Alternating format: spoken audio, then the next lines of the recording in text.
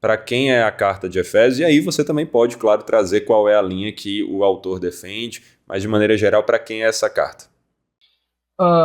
Eu diria que basicamente, meus irmãos, a carta é para a igreja. E parece uma resposta muito simplória. Quando você diz, a carta é para a igreja, é óbvio. Paulo escreveu essa carta para uma comunidade cristã na cidade de Éfeso no século I, que enfrentava ali demandas por conta da fé cristã. De fato, parece uma resposta óbvia demais. Mas, quando eu penso aqui que essa carta é para a igreja, eu estou pensando numa epístola, numa carta que é vital para a igreja contemporânea. E aí eu quero explicar o porquê. Ou pelo menos apontar alguns pontos que podem nos ajudar a entender o porquê. Primeiro, é que a gente não pode fechar os olhos para a realidade de que a igreja contemporânea está em crise. A igreja contemporânea, ela vive uma crise. E essa crise, ela possui tentáculos, vamos dizer assim. Ela tem braços, alguns braços. Por exemplo, ela é uma crise política. E aqui eu não estou pensando em políticas públicas, eu não estou pensando no Estado brasileiro. Eu estou pensando numa crise política à medida que nós verificamos, por exemplo, jogos de poderes no contexto das igrejas e no contexto das denominações cristãs. Ela é moral, à medida que a gente nota um modo degradado, mas cada vez mais tolerado de vida pelos que se identificam com a fé cristã. Ela é espiritual, porque à medida que olhamos para ela, percebemos que mesmo os membros das igrejas demonstram não conhecerem suficientemente a Cristo. Isso no contexto da igreja contemporânea. E ela também é litúrgica, à medida que mostra para a gente que no Evangelho não há lugar para personalismos, como o que nós vemos muitas vezes na adoração pública. Então, quando eu penso que essa carta é uma carta para a igreja, o que eu tenho em mente são as realidades da igreja contemporânea com as suas múltiplas crises, com os seus múltiplos problemas, com os seus múltiplos aspectos, que eu não posso dizer que é algo muito diferente do cenário lá do primeiro século. Lá tinha os desdobramentos óbvios do primeiro século, nós temos os desdobramentos do nosso século, da nossa geração, mas é uma carta que ela surge num contexto de uma profunda necessidade da igreja pelo Evangelho de Cristo. Por isso é uma carta que precisa ser ensinada, é uma carta que precisa ser pregada, as pessoas precisam lê-la, as pessoas precisam meditar nela e concluirmos que essa epístola, de fato, é uma epístola para nós. Foi escrita originalmente para aqueles irmãos, mas que chega para nós com uma capacidade enorme, uma capacidade evangélica enorme de tratar os grandes problemas que a igreja contemporânea ela acaba enfrentando. Então, uma igreja como a nossa precisa muito da carta de Paulo aos Efésios. Essa ênfase em igrejas de maneira geral, não só uma cidade específica, pode ser vista até de certa forma na questão do debate se ela é para Éfeso em específico, né, se o trecho que fala sobre Éfeso faz parte do texto original, ou se ele foi acrescentado por um escriba ou não, ou se ela é para ali, para regiões da Ásia Menor, de onde Éfeso era a principal cidade, né?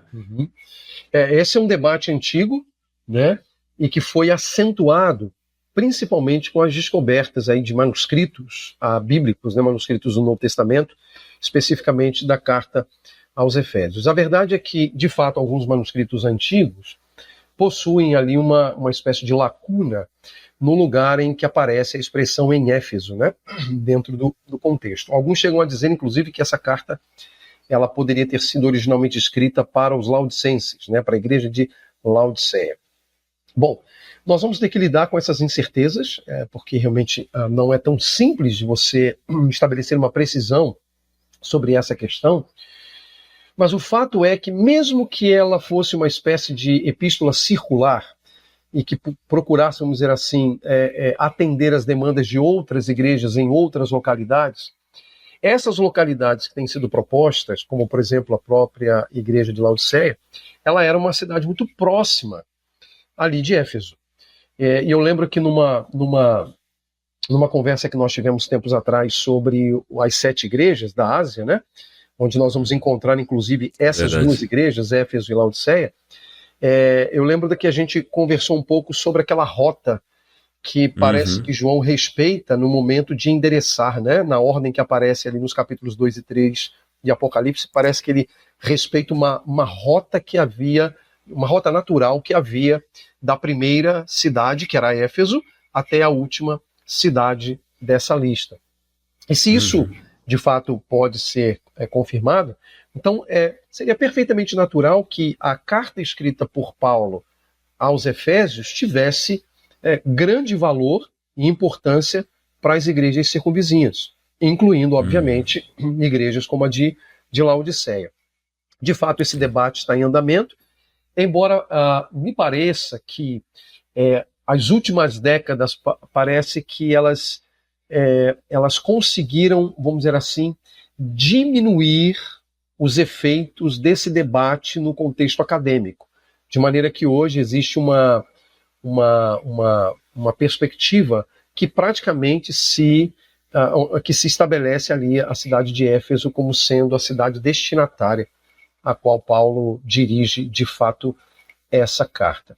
Mas eu não vejo problema que em relação àqueles que eventualmente afirmam que não teria sido direcionado originalmente a Éfeso, desde que o contexto geográfico, a amplitude geográfica não se extrapole tanto em relação à cidade de Éfeso, o que caberia perfeitamente bem ali, por exemplo, a cidade de Laodiceia. Sim, com certeza. E sobre um outro aspecto muito importante do contexto é quando ela foi escrita, em que contexto ela foi escrita. Então a gente já falou um pouco da questão dos destinatários, mas como é que está sendo o momento da escrita da carta?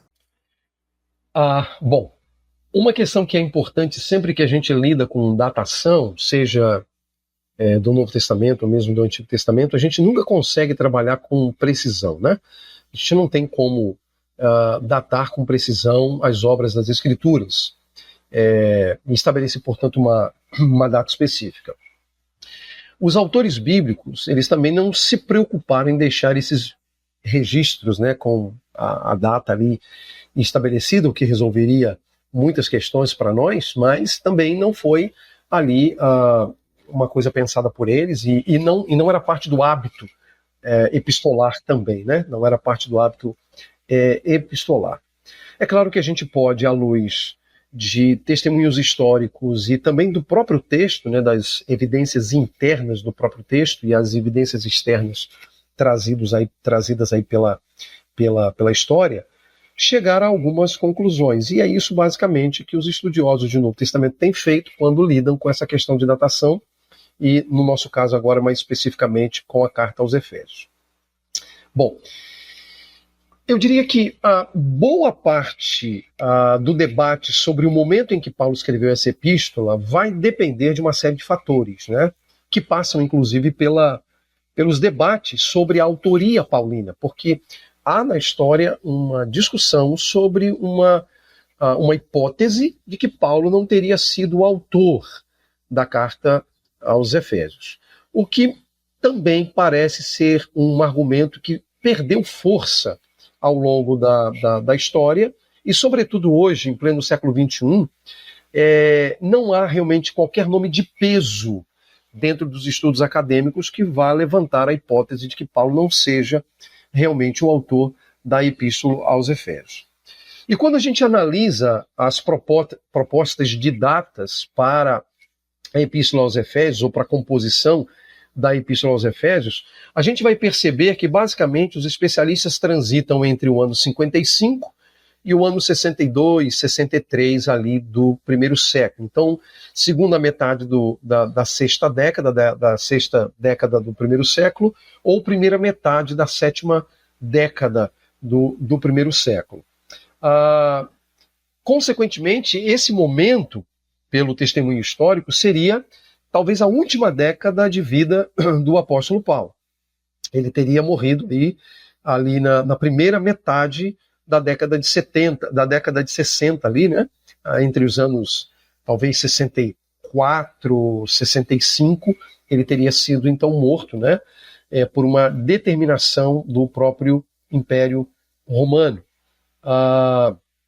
E acrescente-se também ao fato de que não dá para a gente determinar muito qual é o encarceramento do qual Paulo está sendo vítima agora. Porque há dois Esse é um ponto, né? encarceramentos. No caso, Paulo está preso enquanto escreve essa epístola. Sim, essa carta. Isso é fato. Isso parece haver dúvidas quanto ao encarceramento de Paulo.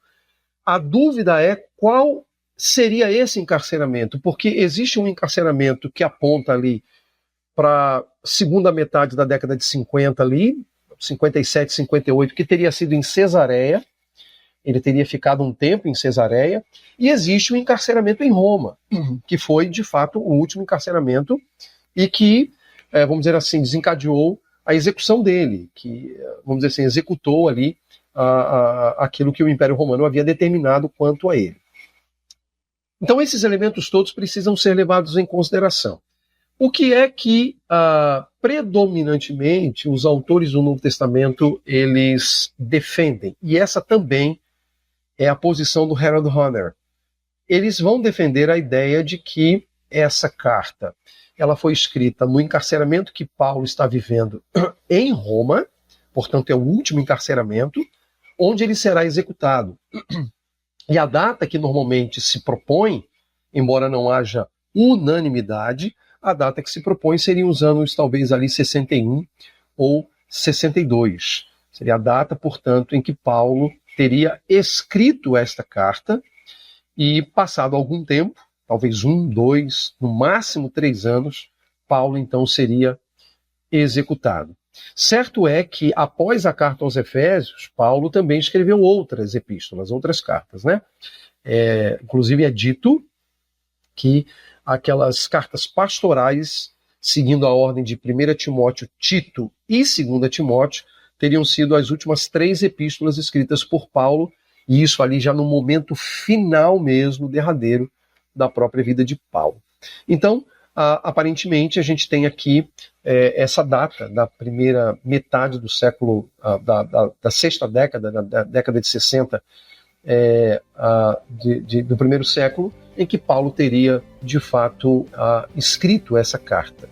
E escrito para lidar com as dificuldades e os problemas e as circunstâncias que a igreja de Éfeso estava, de fato, ali enfrentando no primeiro século.